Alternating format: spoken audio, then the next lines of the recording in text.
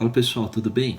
Bom, deixa eu te contar uma coisa sobre emoções. A gente tem a percepção de que emoções, quando a gente fala de gestão da emoção, de controlar a emoção, que a gente é verdadeiramente capaz de fazer isso. Mas eu tenho uma notícia para você que a gente não é capaz de fazer gestão das nossas emoções. Como assim não é capaz de fazer?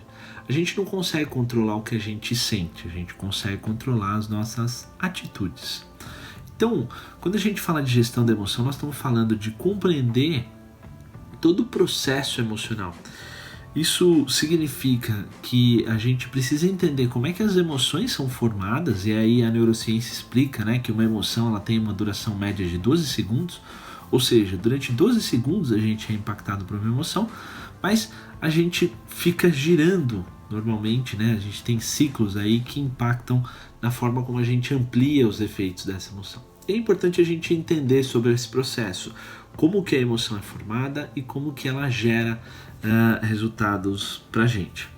Outra coisa é como é que a gente trabalha a questão das emoções, De que maneira as emoções são trabalhadas? Eu acho que o primeiro elemento é a gente dar nome para as emoções, entender como é que uma emoção funciona, qual é o nome que ela tem, E isso tem um impacto gigantesco, porque a partir do momento em que a gente começa a nomear o que a gente está sentindo, a gente começa a delimitar, a dar forma àquilo que a gente sente, a gente começa a aprender a lidar com essas emoções. E aí algumas ferramentas são absolutamente importantes dentro desse processo de você conseguir compreender o nome das emoções, estar presente, perceber e sentir aquilo que você está sentindo. E aí entram algumas ferramentas de mindfulness nesse processo que podem ser bastante úteis aqui. Outra coisa tem a ver com as nossas atitudes, porque quando a gente fala de uma competência emocional, na verdade não tem a ver com lidar especificamente com as emoções, e sim muito mais com os comportamentos que a gente tem em relação àquela emoção.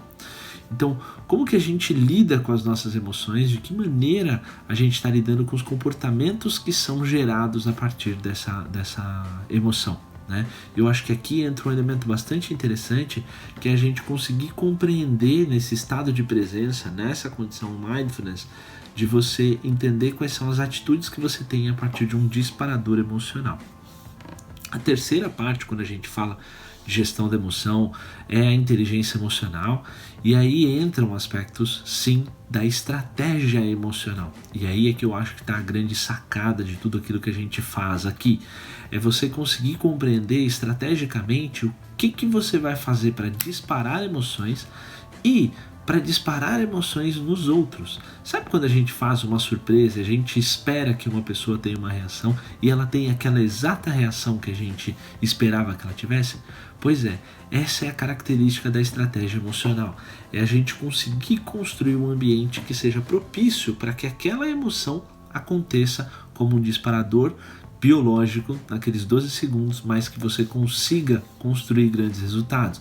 Aí entram as questões de grandes líderes que conseguem tirar grandes resultados dos times porque tem essa habilidade de controlar o ambiente a partir das emoções. Eu acho que está o grande aspecto.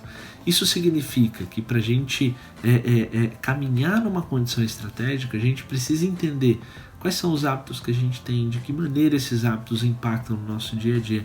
Então, quando a gente fala de trabalhar para entender essa condição de fazer gestão das emoções, nós estamos falando de entender o bicho-homem, de entender esse universo aqui e criar estratégias, que muitas vezes são estratégias simples, mas que podem trazer grandes resultados. E é isso que eu espero que você aprenda com a gente. Forte abraço, a gente se vê, até mais.